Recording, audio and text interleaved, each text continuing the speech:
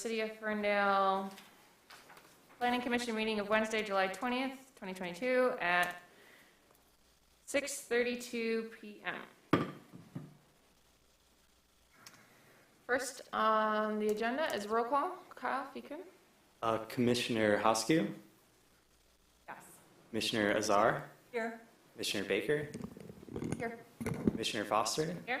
Commissioner Showalter? Here. Commissioner Akers? Here. And Councilman Polika? Here. Thank you. We do have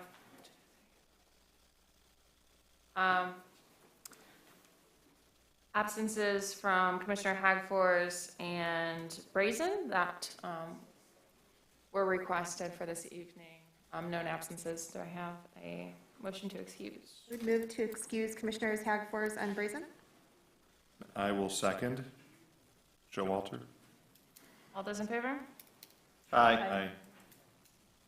Motion passes. I'm just taking notes.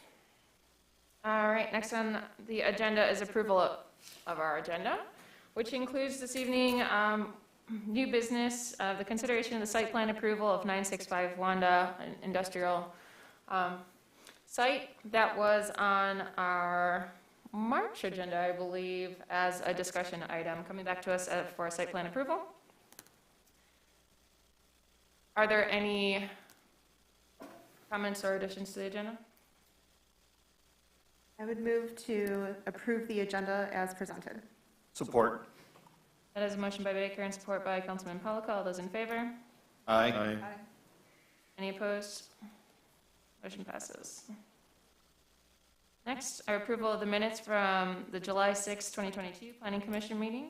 Are there any comments, questions, or edits to the minutes? I would move to approve the minutes from the July 6th, 2022 Planning Commission meeting. Motion by Baker. Do I have support? Support. Support by Showalter. All those in favor? Aye. Any opposed?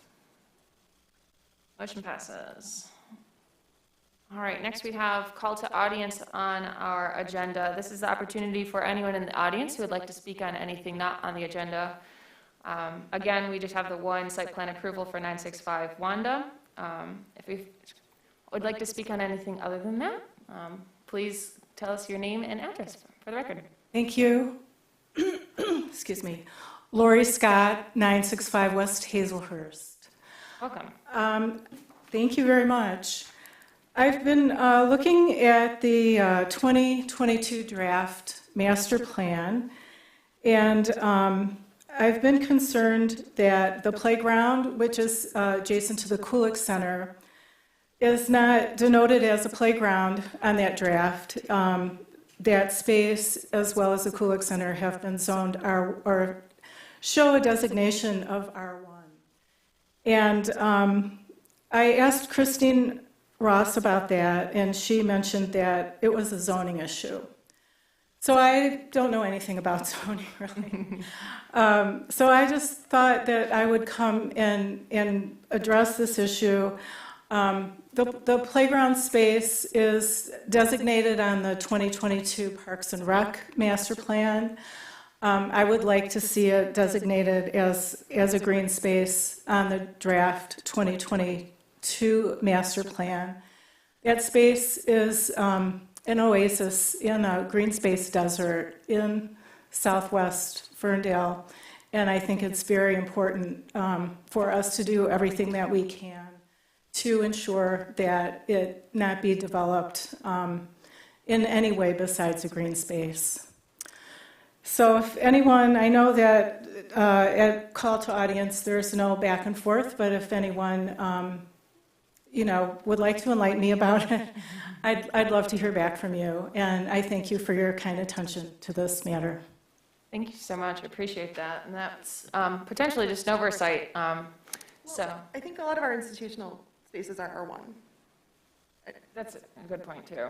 Yeah, I think that actually, I was actually going to, through the chair, ask if one of our, I was just pulling up the zoning map, I was going to ask if one of our city staff members could follow up with Lori, who lives right across from the Kulik Center, Because I believe a lot of our school spaces and a lot of our institutional spaces, like churches and other things, are zoned R1, because that's the zone where institutional uses are permitted.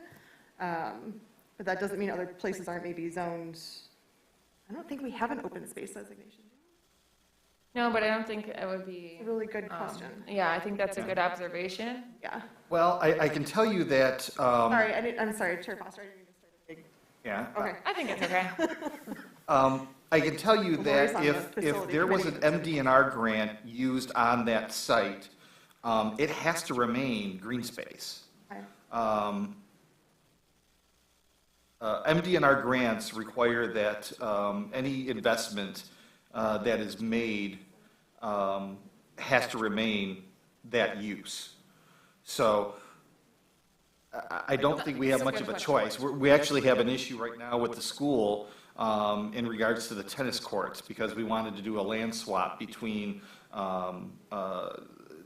property that's All right, managed by the school. before we get too far down that road, maybe I think it's a good point well taken, and perhaps the city administration can follow up with Ms. Scott. Okay, thanks so much. And thank you.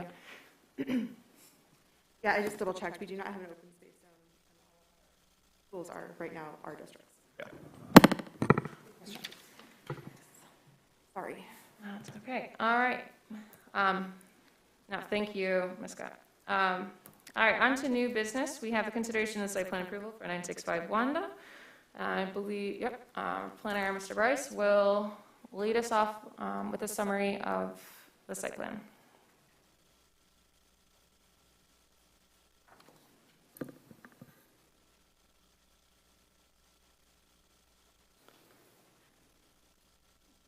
Good evening, planning commissioners. I hope you're all doing well tonight.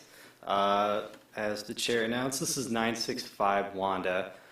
So this is the pretty large property on the west side of Wanda between Jarvis and Wordsworth, although it doesn't directly border either of those side streets, but it does have a lot of Wanda frontage.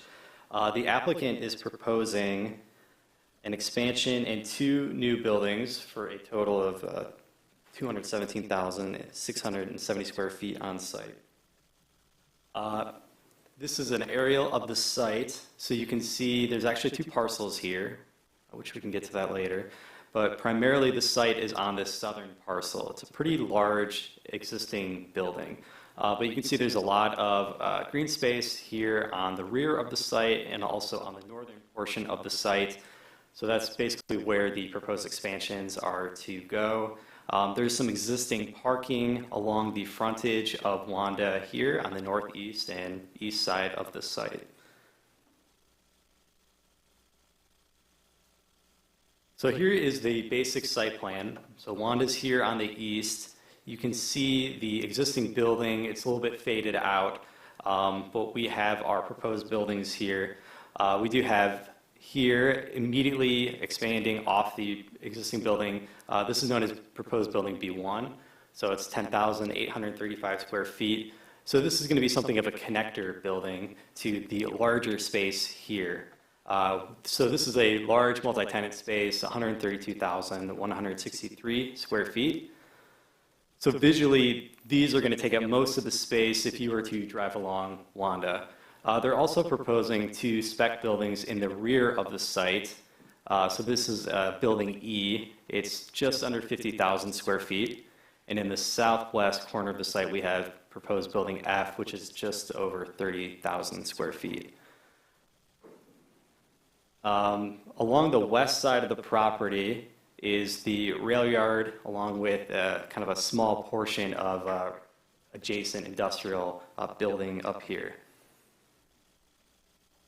So that's the basic layout. They are proposing to review the parking in the northeast side, kind of clean that up. This really changes the pavement out there. They're adding more buildings and they're adding more concrete for the drive aisles and circulation. So they are fully engineering the site to handle stormwater. So there's a proposed underground detention here in the northeast corner. There is a 30-foot access aisle that's going to wrap around the building.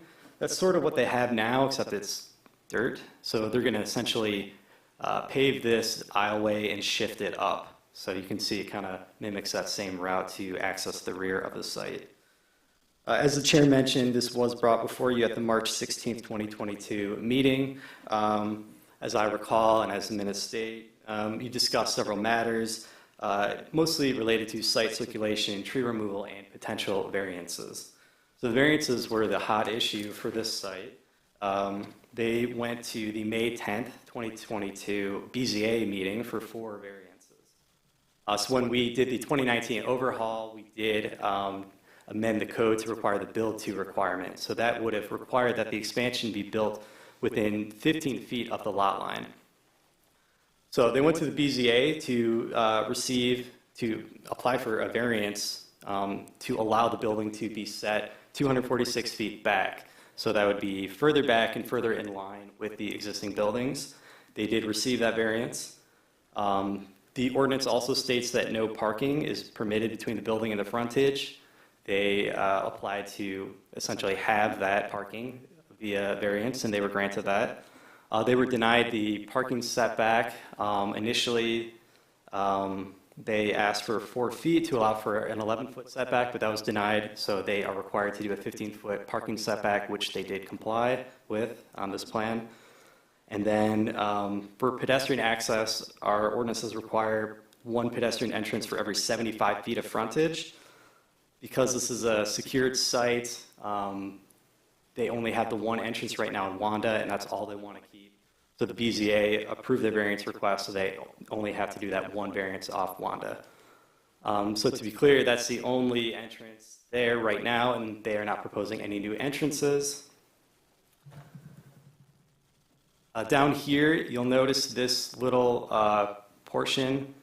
I'm not sure exactly what shape this is, but whatever this is actually owned by the city. So this is known as 1221 Wordsworth. The city is engaging with the applicants on potentially partnering with them to utilize this land. In the meantime, we have given them permission to go forward with the site plan as is to utilize it as shown.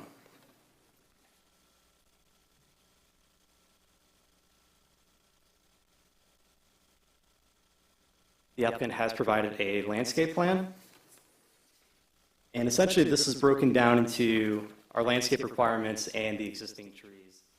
For the landscaping requirements, we do require the green belt, so that's a tree for every 30 feet of road frontage. They have provided that. For parking, they need 3 trees for every 25 parking spaces, along with a screening device between parking and the right-of-way. They have provided those. The bigger matter would be the existing tree coverage on site.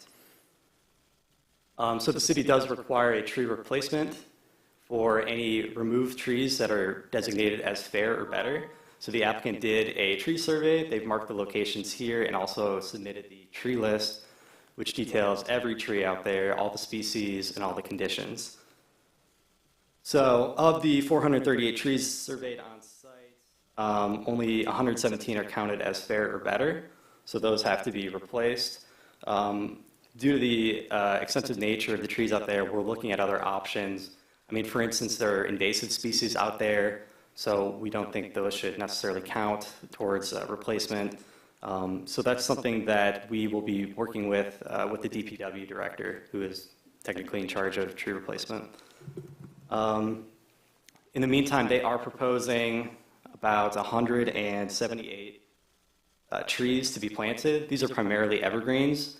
You can see them being planted heavily along the northern portion and the western portion of the site. So of those 438 trees that are to be removed, 321 are poor or dead and not applicable to the ordinance.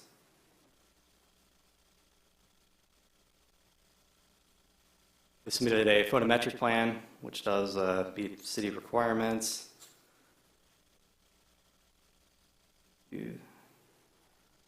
And finally, we do have the elevations for the site. So the applicant is proposing about 10 feet of CMU on the base with metal siding above. All the buildings are below the height requirement. So I do think they have some material samples, and they'll talk about this further. Staff does have to note that CMU and metal siding are both prohibited, but the Planning Commission can choose to accept the materials if you want. Staff would also like to note that the only elevation that is visible from the frontage is down here. This is building B2, so this is the east face of the immediate expansions, and they are proposing 100% brick with full fenestration requirements for those.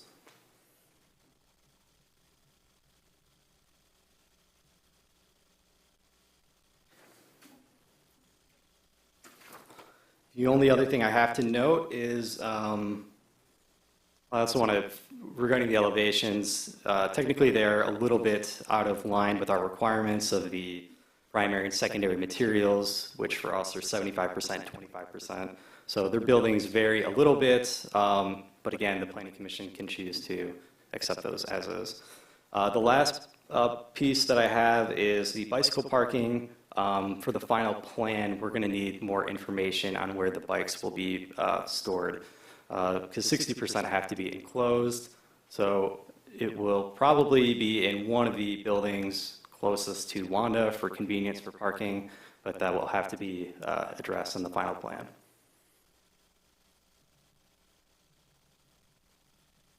So unless there are any other questions, we can bring up the applicants if you'd like. Chair Foster. Thank you.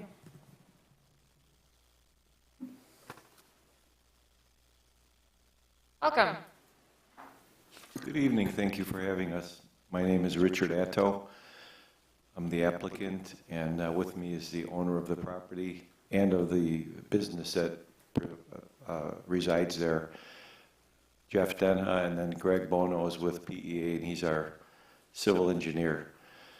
So Jeff and his family, through their 9651 LLC limited liability company, acquired the property. Has it been 10 years? 2013. In 2013. Was obviously, if you remember the property, it was vacant for a long time. Made a lot of improvements to the property, basically in the infrastructure. But what faced the residents was the east elevation. So a major portion of that east elevation was a brand new facade with all brick from top to bottom, and all new windows and doors.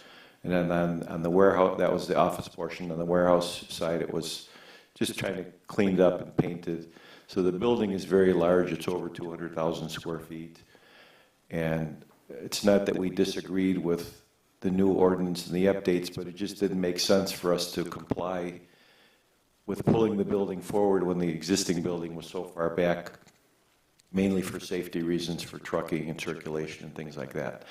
So when we proposed the new addition, we sought out the variances, and as you heard, we were successful in receiving those. And again, we wanted to take the same look of the brick face that we already put on the existing building. It wasn't a requirement, it was just the owner's option to do so, and used a similar brick, if not exact match, as close as possible, because it may not be available anymore. So we proposed to brick the whole entire east elevation. The fenestration window requirement doesn't really make sense for industrial, but rather than challenge that, we just wanted to have a good faith effort to comply with the ordinance in as many ways as we physically possibly could. So we have a lot of glass in the front and all the brick. But we did request that the other elevations, that most of them can't really be seen, are just masonry up to a height of 10 feet. And, an architectural siding. We selected a particular color. We have a sample of it if the board wants to see it. And other than that, we met the parking requirements and circulation, and hopefully there might even be some kind of partnership where the city can benefit from one of the particular buildings that's on the west side of the property closest to the railroad track. So we're here to answer any questions. Jeff can talk about his forging operation if you'd like to hear about it. There's a lot going on there. We service a lot of different industries, because a lot of industries required forged parts, whether it be automotive, whether it's defense, whether it's plumbing fixtures at your house. So we're here, and Greg is here to answer any engineering questions. And thank you again. Thank you, Richard. Thank you, Joe. All right. Do you want to go ahead and show us the sample that you brought? You want me to bring it up? Thank you. That'd be great. I'm not sure if we'll start with the conversation on siding, but we might as well bring it up. Thank you. Thank you. And while he's doing that, Carl, I can start with a question for you. Thank you. I think I'm going to just start with a clarification with the parking. So you provided us with a memo that was in addition to our packet this evening about the maximum allowed parking and the option to bank parking. So I just want to be clear if this has been discussed with the applicant, just in a little bit more detail. Yeah, thank you for bringing that up. So for the parking calculations, we're looking at 306 required spaces on site. Primarily, they're using the employees at max shift calculation that we have in our ordinance. The ordinance permits by right, you can go over 10%. So that 10% is capped so that people can't just go wild with parking and have seas of parking lots, and which really impacts stormwater management and aesthetics. So we do have that 10% limitation. And it's not often that we have people who try to go over that. But they have proposed 354 spaces on site, which is over that 10%. So they do have an excess of 17. So we do have a maximum allowed parking provision where the Planning Commission can approve it if it's determined that parking is required to accommodate the use on a typical day. We also did look at banked parking. When we were reviewing that, it seems to suggest that's more in a situation where you want less parking, but the city is actually requiring more, so you can bank some and set aside in case you need it in the future. So our understanding is that would not work in this scenario. So I have outlined two options, and I did mention this to the applicant prior to the meeting. So they can either just say to reduce the number of spaces out there by 17, which we can do administratively, or as a condition, rather, or they can do the parking increase request to get their full 354. Jeff, do you have anything, you'd like to add to that, or either Or request? preference? We could eliminate the 17 spaces. All I was going to ask was, is it a possibility that in the future, if we need them, could we come back and ask for them? But we can eliminate them. Okay. I believe that would just, would that require full site plan approval at the Planning Commission for the 17 spaces? Anyone off the top of their head know from the ordinance?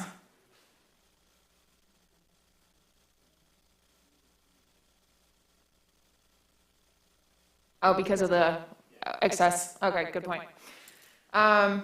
So I think it would require just to come back to the Planning Commission if that were the case.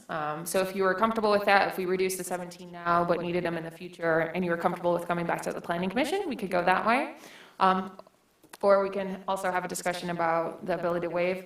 So I would just point out, though, that our ordinance does state that to waive the additional parking over that maximum, that it should be based on documented evidence from the applicant, and I'm not sure if you're prepared to provide that. Of course, this would be probably something that you would, there are tables for amounts of parking per uses that we could use to project what we could assume you would require, since how this is, some new construction. You don't have current, or historical evidence that might show that need. So I think that the reduction of those 17 might be the easiest way to go tonight, if that's okay. All right. Any comments from the commission on that maximum parking? Yeah, I got some questions. So what is really being allowed? Are we just denying them the 17 spaces, or are we denying them the asphalt for the 17 spaces? Like, it's Because couldn't they just asphalt that area and not paint 17 lines? And then in the future, if we approve it, paint 17 lines? So just, what we would do is put a condition into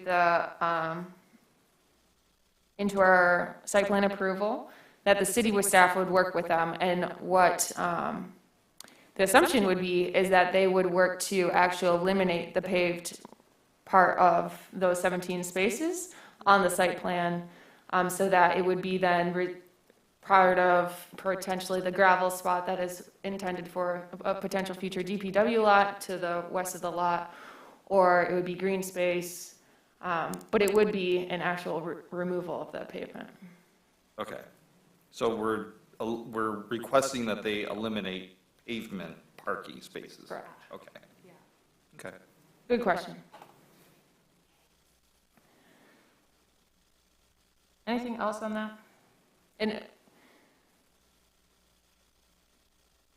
but yes, the 17 spaces, oh, okay, actually, never mind. When you first started with that, I was going a different direction, but never mind. Okay, so then I also just wanted to kind of call out, so through the introduction, Kyle mentioned a few things that we would potentially add to our motion. And then there was one that I thought that we should add as well, and I'm just going to kind of start the conversation off with that, and we'll probably have further discussions on each of these items. But so we do have the parking waiver that would be added as a condition, and then it was mentioned that the southwest corner is an additional parcel that is currently owned by the city, 122 Wordsworth, and that I think that we should add a condition in that states that this site plan is contingent on legal documentation that they reserve the right to build on that property, which we do have initial documents from the city and from the applicant stating that they are intending to move forward with in the direction that they would receive that legal documentation to have those rights.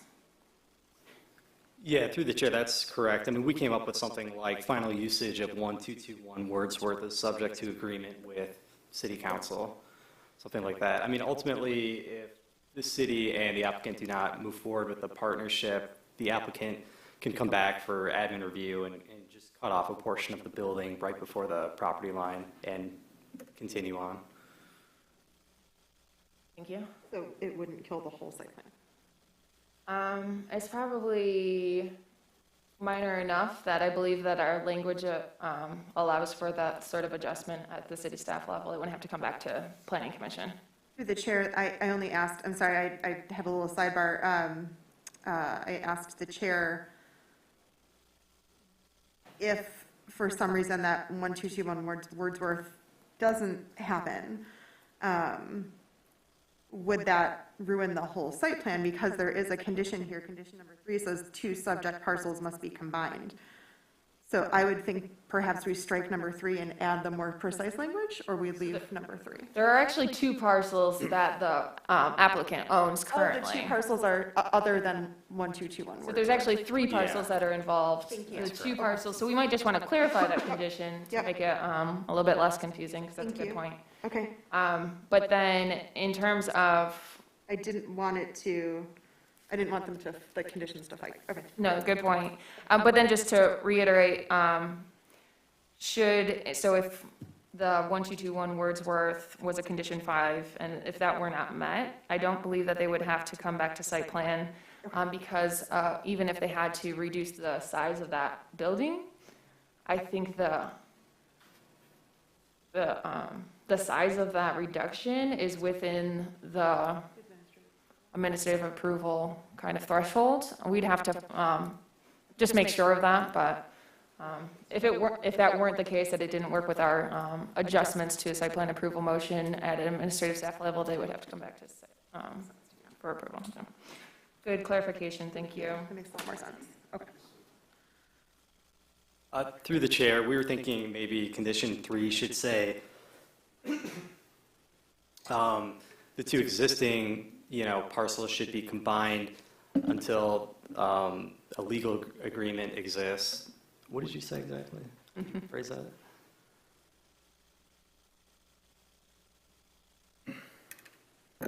We may want to clarify to say the two associated parcels with 965 Wanda shall be combined. If a legal agreement is reached with the city, the three parcels, the two with 965 and the one with 1221 Wordsworth should be combined. I think that we could leave the third parcel, the 122 Wordsworth, just up to the subject to agreement by city council without actually clarifying that they needed to be combined. If they do need to legally be combined for our ordinance, I think that our language would be general enough that we can let city staff have a little bit of flexibility there. Chair Foster, can we just use the parcel numbers or the addresses for the two, we keep talking about two parcels related to 965, but they Rather than can't associated with both be addressed to 965, are they? We just have lot numbers, We have parcel numbers. parcel numbers. Yeah, perfect, okay. I'll. You can say the parcel numbers ending in 017 and 018, or speak to them. For the three parcels, I think we'd be fine going on a limb if there's a legal agreement that we can combine them. If you want to clarify it, you can feel free. I don't know that it matters either way. Yeah.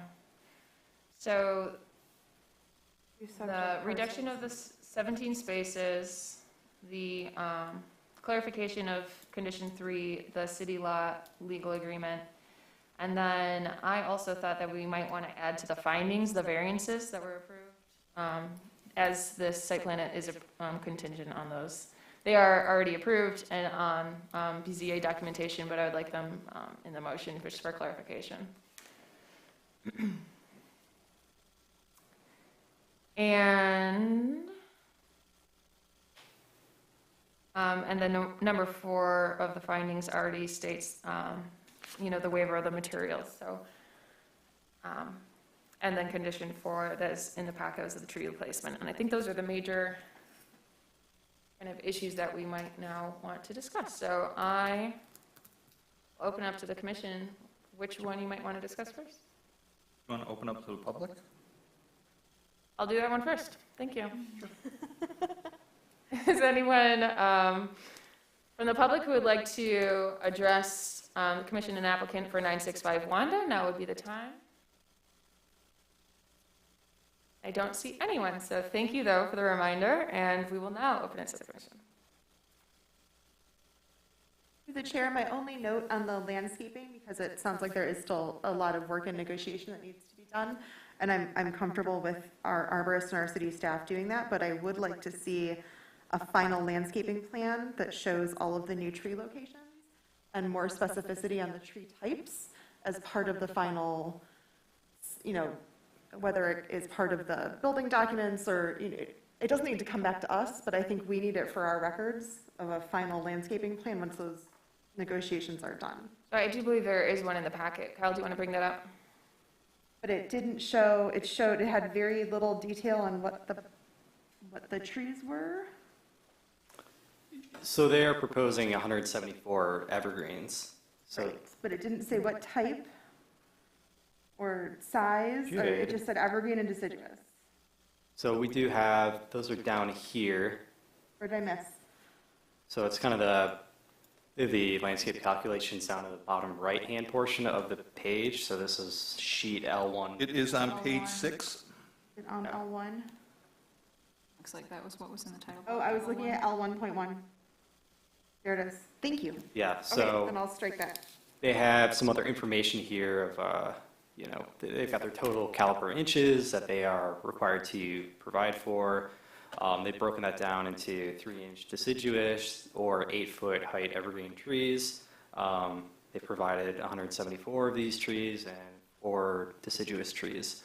And again, these are independent of the parking lot and the green belt requirements. Right. Well, you're speaking of the replacement calculations, but I think she was speaking more to what the landscaping Oh, you were plan, speaking about which is this, also okay. there, correct? To Yes. the left of that, yeah.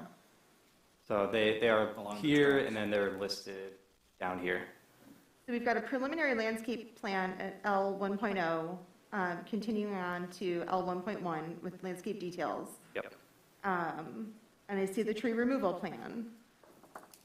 But, so what am I missing? Yeah, I was looking at that. But Kyle just said that that's independent of, I mean, that's just. So for the tree charts, thing, like the right? tree charts I are don't see combined. So the trees down here, these are for the trees they're proposing to use for replacement, and also the landscaping trees for the parking lots and the green belt. Oh, maybe that's where I'm getting Like mixed up. PSB, this, like Eastern White Pine is, Okay.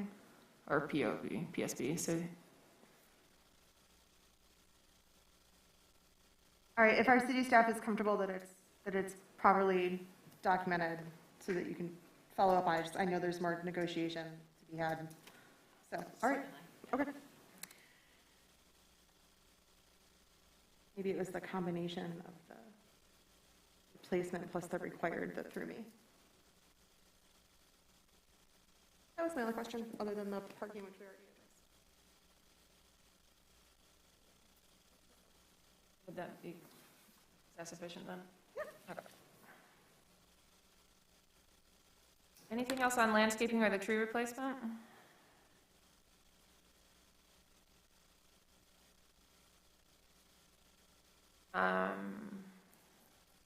Everyone comfortable with staff working with the applicant to find the 17 spaces that are to be reduced from the current plan? Anything on building materials?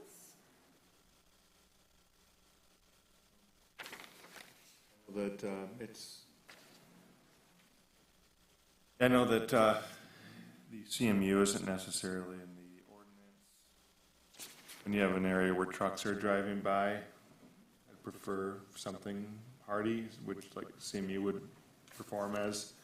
And trucks are pretty high off the ground, so it would make sense for it to be a little bit higher than just 25%.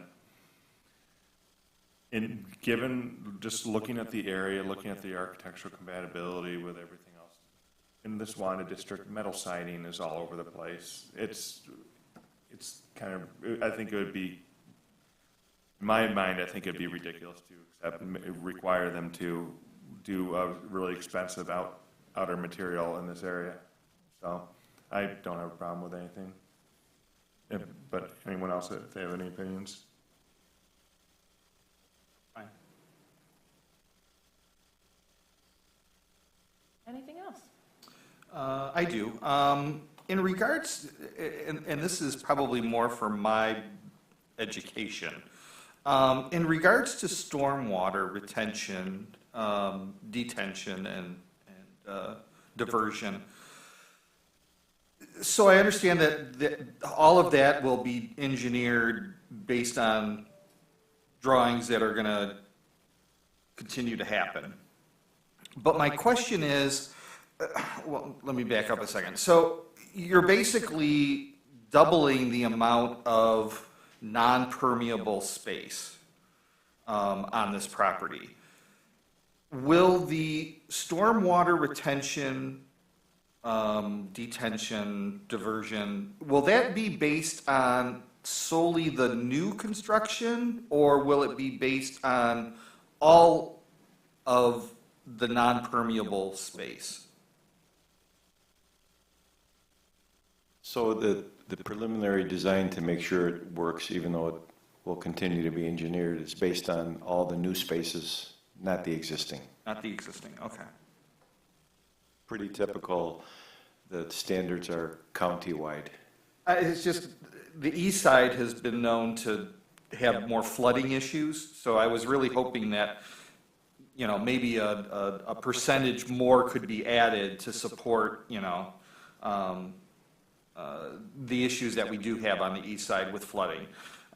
You mean we the know it's east just side going to of get the- worse, so. The east side of the city, or are you Yeah, talking? the east side of the Oh, city. east side of the city, because we Yeah. have never, in the 9 years or whatever, had any stormwater issues at the site that I mean, I'm the one who has to fix it if there isn't. There hasn't been any whatsoever. We don't have a basement. There's a crawl space. It had water in it for a long time, Councilman. Yeah, actually, you guys did have water in there a long, long time. That's right. Thank you for reminding me. Got pumped out. Greg Bono with PEA. I would just add that there's a county drain, a 9-foot diameter vault in Wanda Street with more than adequate depth. So in terms of the hydraulics and everything, the site's nicely located. For normal rains, that's fine. It's just, back in 14, we had a lot of flooding that happened, and that's, if you look at climate change, we're going to experience more of that. And so my only wish is that, if we could support more than just for the existing, just the new construction, I would appreciate it. It's not going to change my vote, but, I just want to put that out there. Yep, sure, and it's separated entirely from the sanitary sewer system, which I know in some cases in the city is combined with the stormwater, so the separation of those two. Thank you. Thank you. Thank you, Councilman. Anything else? I didn't know that about the Wanda sewer.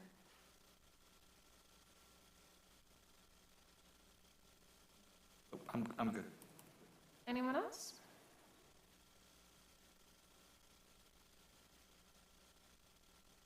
If not, we could hear a motion.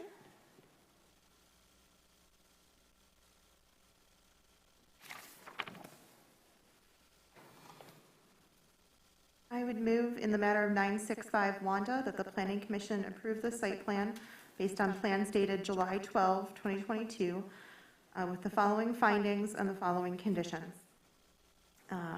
Findings 1 through 4 as stated, with the addition of a finding 5 that will list the variances that were approved by the Board of Zoning Appeals. We'd like those variances added to the findings as a new finding 5. Conditions 1 and 2 as stated. Condition 3 will now specify that the 2 subject parcels ending in 017 and 018 will be combined. Condition 4 is stated. Will be a new condition 5, that there will be the removal of the 17 excess parking spaces. And a new condition number 6, that the final use of 1221 Wordsworth is subject to approval by the City Council. There's a motion by Commissioner Baker. Do I have a second? Support. Second. Support from Commissioner Showalter. Thank you. I have a couple friendly amendments to be proposed here. So for the new finding 5 about the variances, would you like to include the approved and denied variances? Sure, I would update my new finding number 5 and ask that the variances, both approved and denied by the BZA, be added to the findings. Is there a seconder? Yep. Thanks. I'm not sure it's necessary, but That's fine, they're already in that safe table. and sorry. Yeah. And then for new condition 5, do we want to add language that it's to be reviewed and approved by city staff? The number 5, that's related to the excess parking and the removal of the 17 excess parking spaces as administratively approved by city staff. Is that Yes, just for clarification of how that would be done. my seconder? I will second that. And can you just clarify number 6? I missed that one. My note on condition number 6, this, I think Roger was the one who mentioned it, but you might have mentioned it, Chair Foster, that the final use of 1221 Wordsworth is subject to approval by City Council. We were talking about a couple different parcels, now I don't remember who. Final use of mentioned that one. 1221 Wordsworth? Yes. Okay, thank you. Any further discussion on the motion?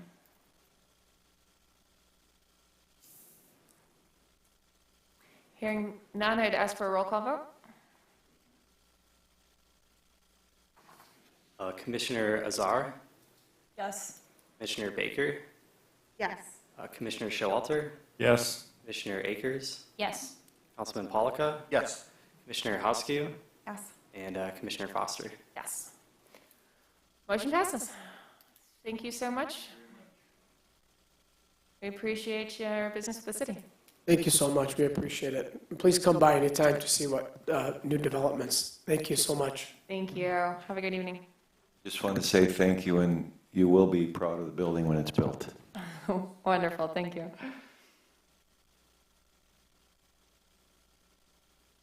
All right, with that, we will move to administrative items. Do we have anything on the agenda for this evening? Yes, through the chair, we just have one thing. Scheduling for our next regularly scheduled meeting, which is August 17th. We do have a couple of things in the pipeline. We do have 3 site plans coming through, 2 of which you've already seen before as discussion items. So that'd be 211 Vester, which is the multifamily, and 800 Livernois, which is a conversion to multifamily. So we do have those. In addition, we have right now scheduled planned Ferndale public hearing and discussion. We're a little concerned about that date. The current public notice period ends the day before, so we were thinking of maybe getting a little more breathing room and shifting that date to September 7th. Yeah. I think we're just trying to take the temperature if that's too much to handle at one date, or if you were preferring a separate planning commission for the planned Ferndale input, kind of like we did before. That was the one and done. We're just looking to see if that's preferable. So, so for clarification, the 3 site plans, would those be at the August 3rd meeting? August 17th. Or August 17th? Yep. So are we not currently intending to have a meeting on August 3rd? At the moment, that's correct. Okay. So this, you're proposing that site plans would be on the 17th, and possibly site plans and Plan Ferndale. However, the public comment period ends August 15th. And so potentially moving Plan Ferndale to September 7th, which is the week of a holiday, so just to be cautious of that. Yeah, and so we followed up with Kathleen. Kathleen actually is not available the 7th. We just said that because it was the next one. Right. We wanted to gauge the temperature and availability. It might have to be the following week to have her there. So, That's what we want to do, I guess. In the second week or the? Yeah, so there could be a special meeting on the 14th potentially, or September 21st. I think I would prefer to not have review of the planning commission at a special meeting. That's just kind of my gut reaction, is that I wouldn't want it to seem like we were trying to take it off of our regularly scheduled meeting. I don't believe I'm going to be in town for the 21st, though, so that would prevent us from, or I would, not that, Steering committee. I was on the steering committee, so, but I personally think that we've done plenty of meetings with 3 site plans and another meeting, so I don't know if we would just want to pack the August 17th meeting. So what is everyone's feel for that? Through the chair, I wouldn't be available on the 17th. I'll have to be absent for that one. I guess my concern with doing it on August 17th is that if we only have one day to incorporate anything that's coming through public comment, I mean, I don't think we're really going to be able to capture, public comment closes on the 15th, and presumably there's public comment that needs to be captured and documented and shared with the planning commission, so we wouldn't have seen any of it. So 15th. All right, so the public comment period has been open, or is open for like 2 months, so that's just like the last day, but I do understand the concern of incorporating that. Have we talked to? Or even sharing it with us, like. Right. Have we talked to Kathleen about the potential quick turnaround, and is she available on the August 17th? She is available on the 17th. I don't think we have a concern about the turnaround. I think we're going to be incorporating comments throughout the process. But perception, I don't want it to close on the 16th and we came straight to PC. So we're trying to plan it out, and I should also add, council has requested a special workshop to run them through the changes. So on the 15th will be a council workshop, August 15th, correct? August 15th. 16th, the public comment closes, August 16th. August 17th is potentially what we have scheduled for planning commission. And then I'm trying to figure out when we were proposing to take it to council. September, I don't remember if Joe remembers, the first or second meeting in September? Second meeting in September, which would be, Do we need to take action on it before it goes to the commission? I forget. I'm sorry, say again? For goes counseling? Don't we? Yeah, yes, there'll be a final recommendation. Our final recommendation would be needed before it goes to council? Mhm. And we were trying to get to council on the second week of September. Yes, that would be September 26th. So the planning commission before that would Second be meeting, rather. September 7th, which is Labor Day. 21st or the 3rd, right? The 7th or the 21st? So it appears like we have three options. It's August 17th, September 7th, which is Labor Day, September 21st, but then we're turning that around on the 26th for council. So that's a quick turnaround there. Well, I don't think you can put it on the 21st because you need to have it, Just want to go to you need to council. have, Goes to another public hearing at council, doesn't it? yeah. You need a Isn't public that hearing correct, Joe? notice. Yeah, so if it's not approved by planning commission before 10 days, we can't give public notice for the public hearing at the council meeting on the 26th. So the last date that you could do it would be the 14th if you wanted to have a special meeting. I don't know the zoning or the state requirements on notifying that piece of it. Maybe right. We can look into it tomorrow and I can email everybody. Or at that point, we're kind of down to the 17th of August or the 7th, what we keep saying? Yeah. Or the 7th of September, which holiday weekend. Well, it's after the holiday weekend. Well, Yeah. if I had to choose between holiday week and, because that's also back to school week for a lot of people, and a special meeting, I would choose special meeting. But I also understand Chair Foster's reluctance to have a meeting out of cadence for something that's important. So. I guess also with the workshop on the 15th, which we are all invited to, but is not required. 6 o'clock? If anyone did want to attend that, and then we had a lengthy meeting on the 17th, I know that's a lot to ask of everyone in the same week. But it sounds like to keep on the path of approval that we have kind of projected and have put out to the public, that really the August, oh my gosh, now I forget, it's the 17th, thank you, would be the best choice to keep us on track and to keep us at a regularly scheduled meeting. Although it would make for a long meeting on the 17th and a long week should anyone want to join the workshop on the 15th. Anyone, and Commissioner Azar would not be able to attend. But Kathleen would be there, our planning consultant. Correct. That's right, we just couldn't do it on the 7th without Kathleen. I can't imagine. I think her feedback will be invaluable at that. Oh, so it has to be the 17th of August then? Does not have to be, are there any objections to it being on the 17th though? Erg, what are the site plans? The 800 Livernois and 221. 800 Livernois, which is a conversion of office to 10 residential units, should be moving forward. 211 Vester, which is the, I think, sixplex, right here. And then what's the other one? I thought we saw that already. 1401 Farrow, which is McDermott.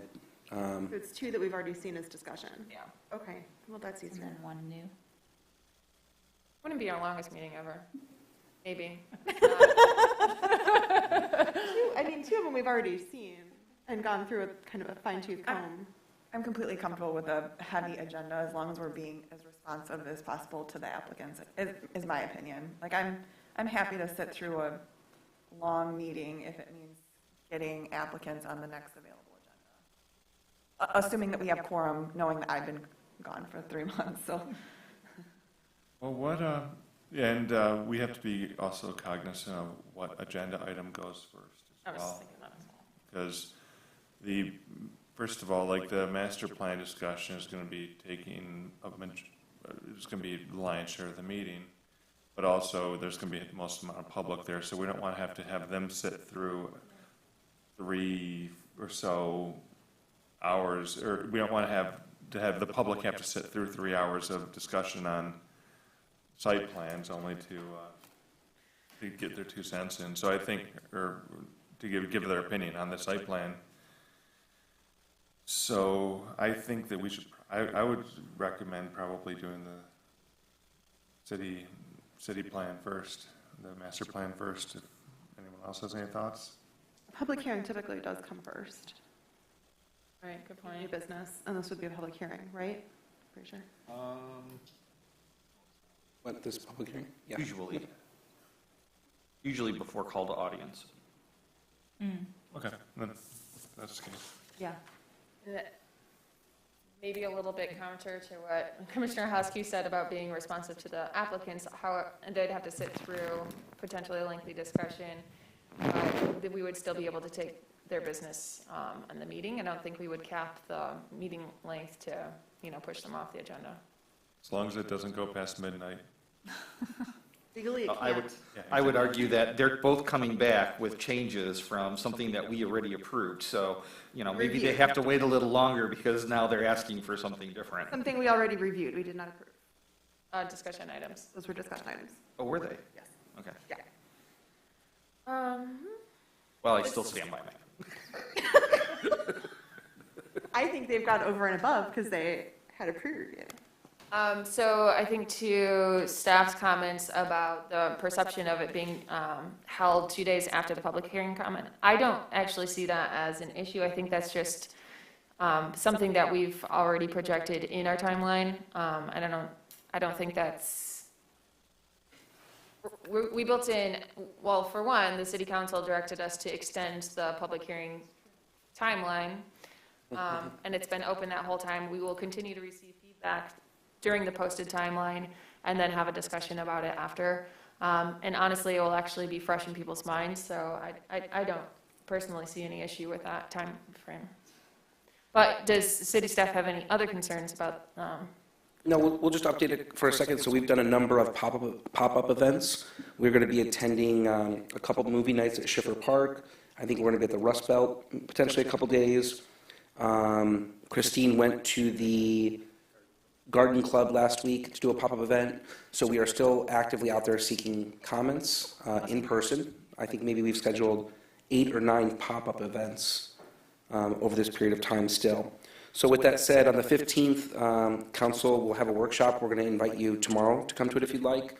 Mostly the mayor and the council members want to see the changes between the 2017 plan and this plan, and then a highlight of the climate action plan. So that way they have information for the constituency if they are to ask questions. So the 15th will be a workshop. The 16th, I believe the public comment period will end. The 17th, we will come to PC and seek feedback. And then we are scheduled for September 26th? September 26th at council for final consideration. Thank you, and thank you for clarifying. So the public comment period ends August 16th. I misstated it as the 15th earlier. I can confirm tomorrow. I believe it's the 16th. The public comment ends, and then we come to planning commission and city council, Thank where you. the public can still come and comment at the public hearing as well. Great. Thank you. Thank you.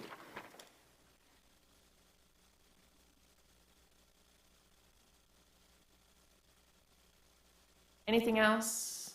Looks like none. Okay. On to commission items. I have a couple, but if anyone else wants to start, go ahead. This is something I've brought up a few times. Our architectural standards, materials, guidelines are a mess. Just in terms of what materials we allow, which ones we don't. Looking at it as an architect, it is doesn't really make sense, a lot of the choices that are in there. And I think we should probably review a lot of that language and a lot of those materials. Like, I mean, we allow EFIS, but we don't allow any kind of a CMU. Horrible, off the record. But like, yeah, but anyways, but we need to take a look at those architectural material guidelines, because I don't think what's in the ordinance is actually representative of the way the commission would vote on various items. So I think that it should be a guideline of how the city feels about various materials, and not just having a secret list of materials that people know about. I appreciate that. Were we able to find the list of running zoning ordinance updates that we wanted to make that Justin had been keeping track of? We have a list, and to confirm, I'll just take a step back. So as I mentioned a couple meetings ago, I printed out all of Chapter 24, highlighted a plethora of things, TOD and CBD differences, just bonding, people paying for additional research, traffic studies, whatever it might be.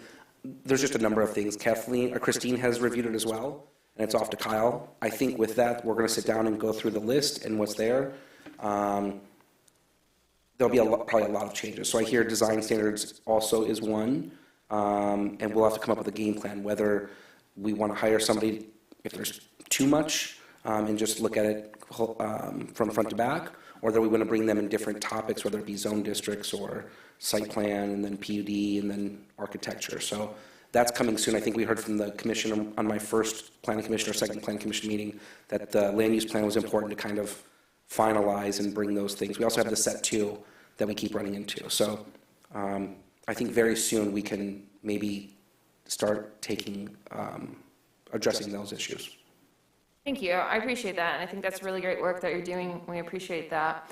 And I think that many of the items that will be on your list would have been discussed at ours, but I do want to make sure that all the items that we have discussed about wanting to make updates are, which should be documented at the city, are kept in mind and reviewed, since we have had a running tally of those. So, and then I think I can say with some confidence that is the commission's direction that after the master land use plan, we wanted to take a request that the city really look at the feasibility of redoing the zoning ordinance from in whole versus piecemeal. I think we've talked about that a few times, that we've kind of been Frankensteining the zoning ordinance for a long time, and we have continued to find some inconsistencies that would be best amended looking at a complete zoning ordinance update. I see a lot of shaking heads, so I think I'm speaking fairly there. So appreciate that. I understand that it is a big undertaking. Will take a lot of time and resources. So we'll grab the list tomorrow, I think, if we can find the list, and send it to Planning Commission to see if we're missing anything on the list as it stands today. Thank you. Councilman Pollica, we saw that the Facilities Task Force met this evening. Do you want to give any brief update on that? This is probably the worst day for me because I actually showed up late. They're progressing well. I think Joe can attest that we're actually a bit further along than we were expecting to be. I kind of want to limit what I say because I don't want to put anything out there that may cause controversy, but they really are questioning, and they're looking at a variety of options, whether it's rehabilitation of existing buildings. They're looking at the possibility of combining various activities, for example, police and fire within one facility, maybe a new facility, reimagining parks and recreation and opportunities for the historical museum. So they're engaging in a lot of conversation, and it's they're kind of spread out all over the place because there's a lot to discuss. But I really love the progress that they're making. Wonderful, thank you. One more thing from me is that I believe at our last meeting we discussed the RFP that the city put out for the 2 lots east of Como's Breckenridge lot and the Como's lot. Sure, if you want to give us an update, I'm more than happy to have you say it rather than me. Oh, no.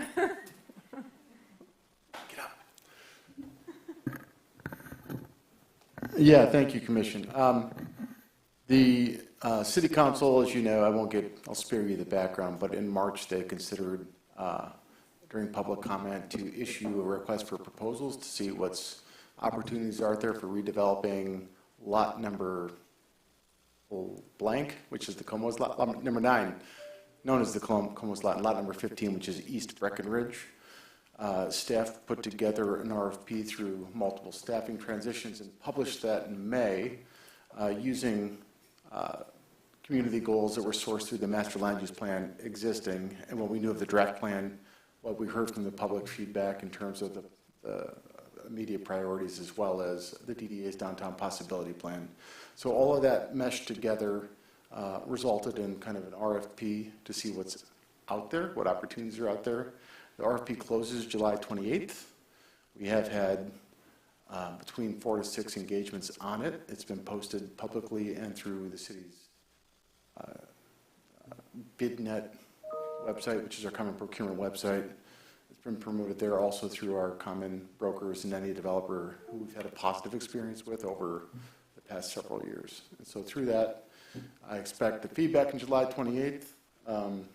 I'm working with CED to develop kind of the review committee, if you will. There really isn't a precedent for this. The DOT would be the closest thing, but this process is still not analogous to the DOT's process. That went through an 18-month public engagement session because that was a city-led development on a city property. This is a little bit unique for us. So my sense is that we'll be looking for an inclusive review process that would include the Planning Commission. And we'll hopefully have the criteria set in August, review in August, and then I'd love to formally give council some initial feedback and recommendations in September, October. Thank you, I appreciate that update. And we were able to discuss a little bit earlier some of what the process will look like in reviewing the RFPs. And the details haven't been set, but it could include having commissioners sit on a scoring committee. And so I wanted to just initially open up to see if there was any interest that we would then follow up with the city administration on the specifics. So would anyone want to be part of the scoring committee for the RFP process for those 2 lots as described? I'm happy to help. Ask you and Azar. Anyone else? Depends on time and Okay. I'd be willing as well. I probably shouldn't be because it'll end up coming to me. Correct. You're happy to bow out? No, I'm happy to have my colleagues do it. Okay. Yeah. All right. Thank you. Appreciate everyone's willingness to Sometimes I volunteer. have to do incentives. And as a side note related to that, is the parking garage that was planned, I can't remember where that stands because It's approved. It has been approved and it, The applicant has all of his approvals and he has all of the information he needs to explore incentives. okay, so there's no way that will disappear at all? And because, I mean, the RFP process on those land is reliant upon that, us not needing that as parking. I'm sorry, I missed the last. so they have their approvals. That doesn't mean that they necessarily have to go forward with construction, so it's not a sure thing as you're suggesting we make a determination on. But I believe that the bids, the proposals, will be reviewed in terms of the criteria that are within the RFP, which includes providing public parking.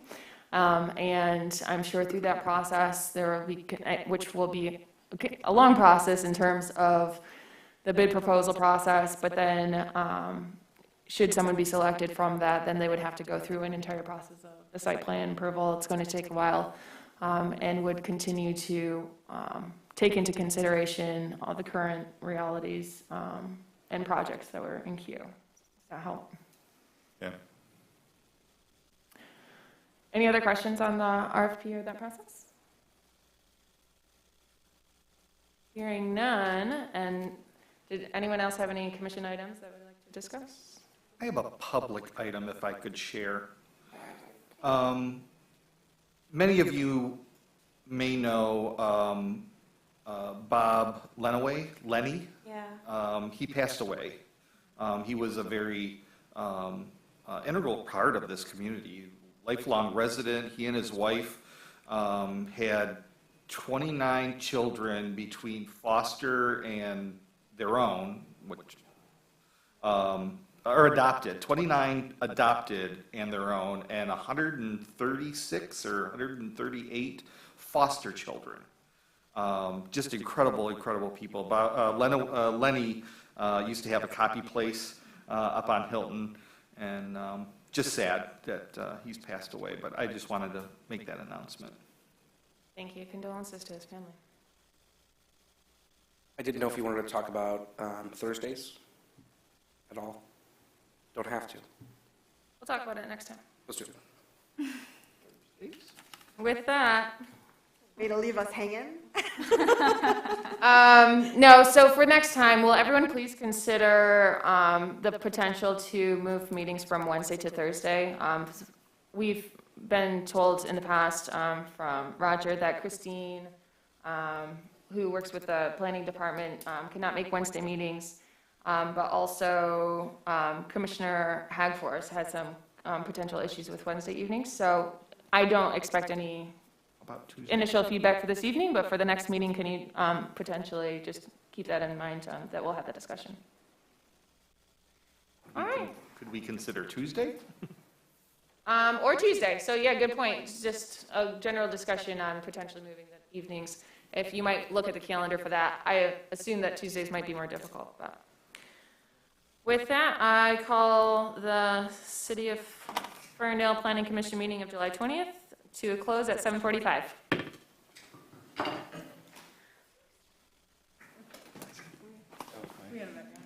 Not really. I go to the camper on Thursdays for the long weekend. Wednesdays are my off day from running, so this is all for me. Oh, really? Thank you. I'd prefer not to change it at all. How long does she have school? Only a couple of months. Rachel, did you see that Grandma Joe's house is up for auction? I didn't. Yes. It is, huh? Huh?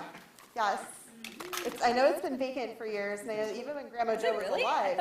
I thought it was a rental. I remember seeing people like in and out of there growing. I never thought it was vacant. Hirschberger thought it was vacant. I mean, I see people there not infrequently when I'm at my parents' house, but I mean, it could be just like people that go in every once in a while. No, I mean, you'd see it. Something, but Kind of like a milestone moment. well, I mean, Well, I'm not that. Yeah, but I remember seeing that people that. Right, Uh-huh. Adams Court. oh, yeah, okay, so. Is it both? Southwest. All we have is this like.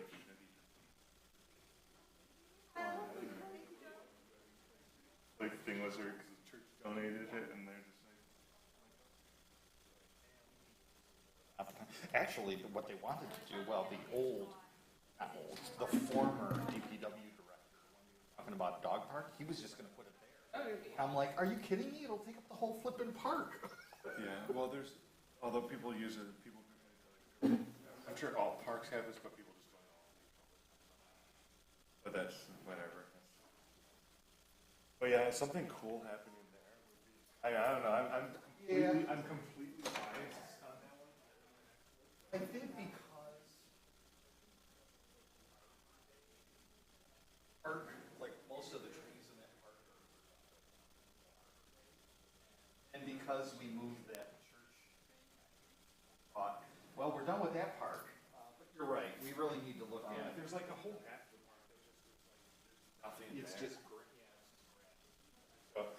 there's a lot of people that are like, when I had kids,